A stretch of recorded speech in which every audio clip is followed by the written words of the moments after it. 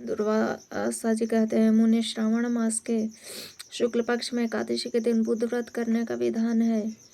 पूर्वव्रत कथित विधि के अनुसार चंदन एवं फूल आदि से भगवान श्री हरि की पूजा करनी चाहिए।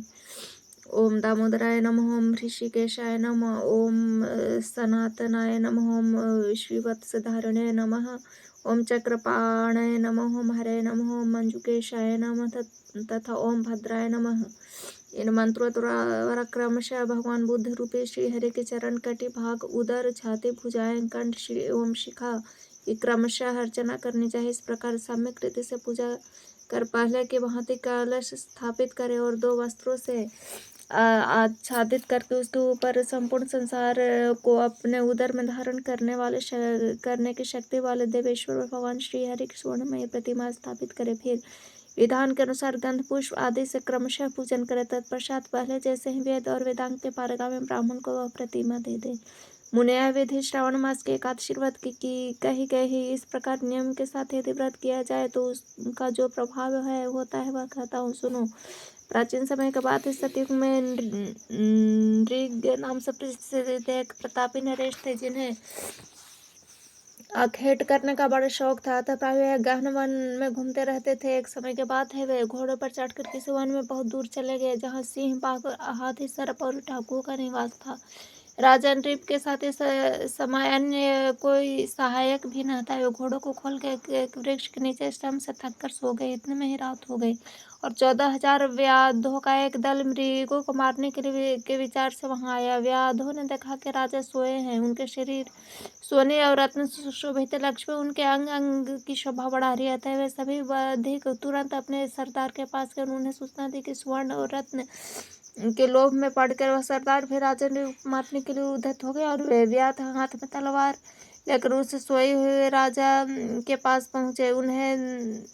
वे उन्हें पकड़ना ही चाहते थे कि राजा के शरीर से सहसा चंदन माल्यादि से विभूषित एक स्त्री प्रकट हो गई। उसने चक्र उठाकर सभी व्याधों तथा के मलेच्छों को मार डाला। उनका वध कर वह देवी उसी क्षण पुनः राजा नृप के शरीर में समा गई। इतने में राजा भी जग गए और देखा कि मलेच्छ नष्ट हो गए हैं। वे देवी शरीर में प्रविष्ट हो रही है। अब राजा घोड़े पर सवार होकर वामदेव के आश्रम में गया। उन्हें भक्ति पूर्वक उनसे पूछा, भगवान वह स्त्री कौन है तथा वे मरे हुए व्याध कौन है? आप मुझे प्रसन्न होकर उस आश्चर्यजनक घटना का रहस्य की बताने की कृपा कीजिए। वामदेव बोले, राजन, इस पूर्व जन्म में शूद्र जाति में तुम्हारा जन्म हुआ तो उस समय ब्राह्मणों के मुख से तुमने श्रवण मास के शुक्ल पक्ष द्वादशी व्रत के अनुष्ठान के बाद सुने। राजन, बड़े श्रद्धा के साथ विधि पूर्वक तुमने उस दिन उपवास भी किया न।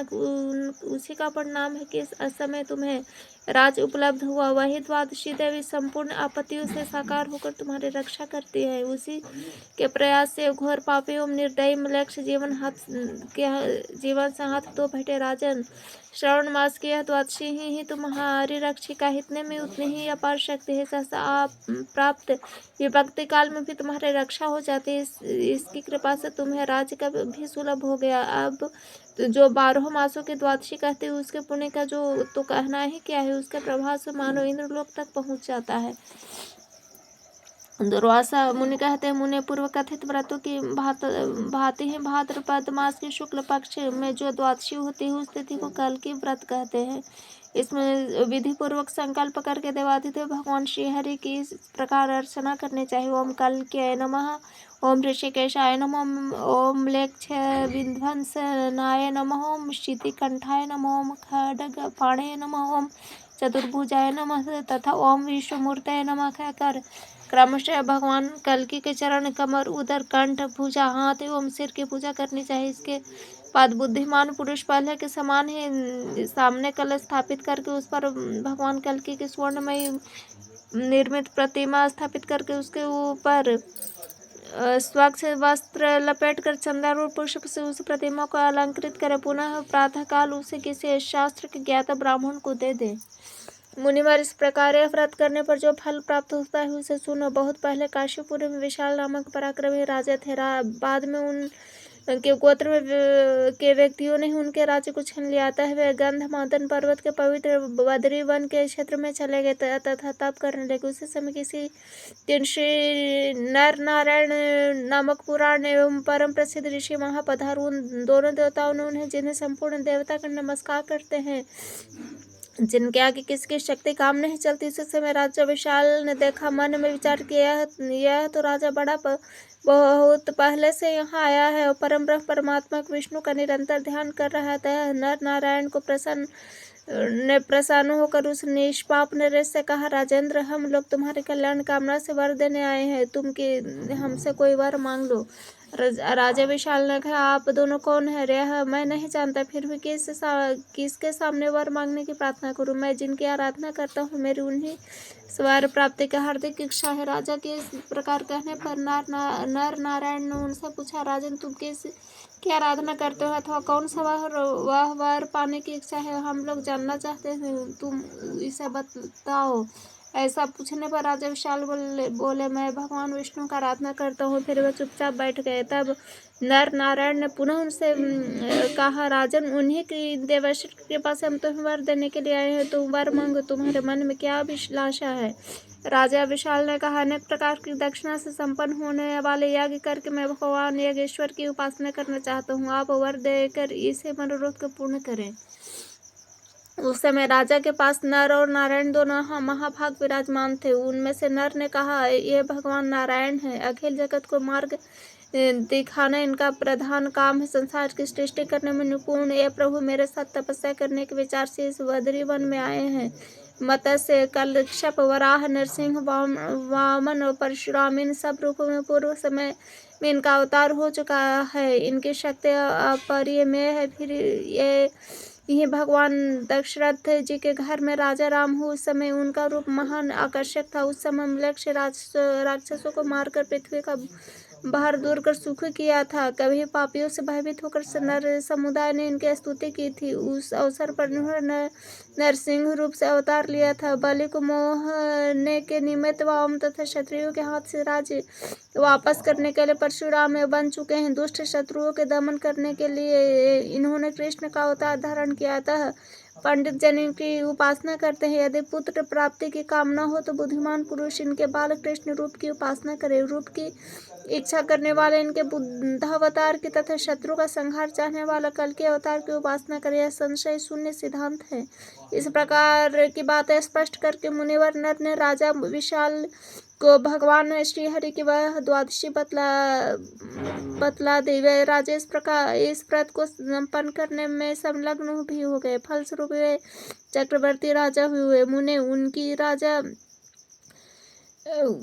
राजा विशाल से संबंध रखने के कारण यह बद्रीवन विशाल नाम से प्रसिद्ध हुआ। वे नरेश जन्म में सुखपूर्वक राज्य कर अंत में बद्रीवन चले गए, जहाँ अनेक प्रकार के यज्ञ करके भगवान श्री नारायण के परम पद को प्राप्त हुए।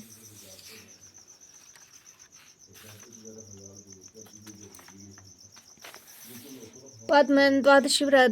दुरासा से कहते मुनि, पूर्व कथित द्वादशी व्रत की भांति आश्विन मास के शुक्ल पक्ष में यह व्रत भी उस तिथि के पद्मनाभ में भगवान की अर्चना करने की विधि है। ओम पद्मनाभाय नमः, पद्मनियोनये नमः, ओम सर्वदेवाय नमः, पुष्पराक्षसाय नमः, ओम अव्ययाय नमः, ओम प्रभावाय नमः। इन मंत्रों को पढ़कर क्रमशः भगवान पद्मनाभ के दोनों चरणों में कटी भाग, उदर, हृदय, हाथ एवं श्री की पूजा करनी चाहिए। सुदर्शनाय नमः, ओम कौमोदक्ये नमः आदि कहकर भगवान के आयुधों की पूजा करनी चाहिए। उनमें से पूर्वतः सामने कलश रखना चाहिए। उस पर भगवान पद्मनाभ की स्वर्णमयी प्रतिमा स्थापित करे। चंदन पुष्प आदि से उसके अंगों की पूजा करनी चाहिए। रात दिन बीत जाने पर प्रातः काल फिर वह प्रतिमा ब्राह्मण को दे दे। महापते, इस प्रकार व्रत करने से जो पुण्य प्राप्त होता है वह बतलाता हूँ, सुनो।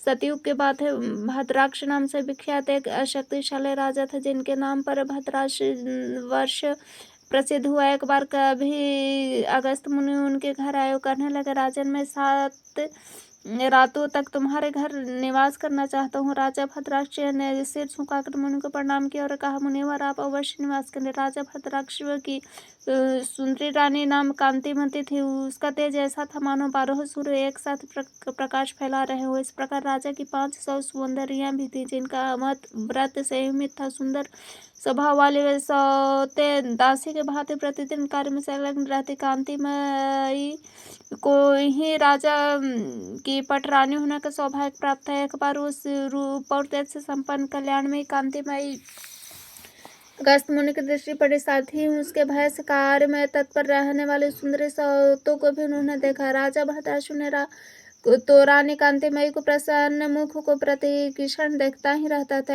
ऐसी परम सुंदरी रानी को देखने के कुछ समय बाद अगस्त्य आनंद में विभग्न होकर बोले, राजन आप धन्य है, धन्य है। इस प्रकार दूसरे दिन रानी को देखकर अगस्त्य ने कहा, अरे यह तो सारा विश्व वंचित रह गया। फिर तीसरे दिन उस रानी को देखकर वो कहने लगा, हो ये मूर्ख गोविंद भगवान को भी नहीं जानते, जिन्होंने केवल एक दिन की प्रसन्नता से इस राजा को सब कुछ प्रदान किया। और चौथे दिन अगस्त्य मुनि ने अपने दोनों हाथों को उठाकर ऊपर कहा, जगत प्रभु आप साधुवाद धन्यवाद है, स्त्रियां धन्य है, ब्राह्मण क्षत्रिय वश तुम्हें पुनः पुनः धन्यवाद, भद्राशु तुम्हें धन्यवाद है, अगस्त तुम भी धन्य हो, प्रहलाद एवं महाप्रतिद्रुम तुम भी सभी धन्य हो। इस प्रकार उच्च स्वर से कहकर अगस्त मुनि राजा भद्राशु के सामने नाचने लगे। फिर तो ऐसे कार्य में संलग्न अगस्त मुनि को देखकर रानी सहित उस नरेश ने मुनि से पूछा, ब्राह्मण आप के इस हर्ष का क्या कारण है, आप क्यों इस प्रकार नृत्य कर रहे हैं। मुनिवर अगस्त ने कहा, राजन बड़े आश्चर्य की बात है, तुम कितने अज्ञानी हो। साथ ही तुम्हारा अनुगमन करने वाले मंत्री पुरोहित और अन्य अनुजीवी भी मूर्ख ही है, जो मेरे बात समझ नहीं पाते। इस प्रकार अगस्त मुनि के कहने पर राजा भद्राशु ने हाथ जोड़कर कहा, ब्राह्मण आपके मुख से उच्चरित पहेली हम नहीं समझ पा रहे हैं, अतः महाभाग यदि आपका आप अनुग्रह करना चाहते हो तो मुझे बतलाने की कृपा करें। अगस्त जी बोले, राजन पूर्वजन्म में यह रानी किसी नगर में हरिदत्त नामक के वैश्य के घर में दासी का काम करती थी। उस समय भी तुम ही इसके पति थे। हरिदत्त के यहाँ तुम भी सेवा प्रीति से कर्मचारी के काम करते थे। एक समय के बाद राशि मास के शुक्ल पक्ष द्वादशी का व्रत नियम पूर्वक करने के लिए यह वैश्य तत्पर तो स्वयं भगवान विष्णु के मंदिर में जाकर पुष्प धूप आदि से प्रभु की पूजा कि तुम दोनों ही स्त्री पुरुष वैश्य की सुरक्षा के लिए साथ ही तुरंत वैश्य ने अपने घर लौटा। महापति दीपक बुझ न जाए इसलिए तुम दोनों वहीं रहने की आज्ञा दे दी। इसलिए तुम दोनों ही वहां रहने के दी। उस समय वैश्य के चरण पर तुम लोग दीप को भली भांति जला कर बैठे। राजन तुम लोग पूरी एक रात वहां जब तक श्रवण है तब तक वहां से नहीं टिक। उस दिन अभी समाप्त हो जाने के कारण तुम दोनों ही स्त्री पुरुष मृत्यु हुई। उसे पूर्ण के प्रभाव से राजा प्रियव्रत के घर तुम्हारा जन्म हुआ और तुम्हारे पत्नी जो उसमें जन्म वैश्य के यहाँ दासी का काम करते वही रानी हुई।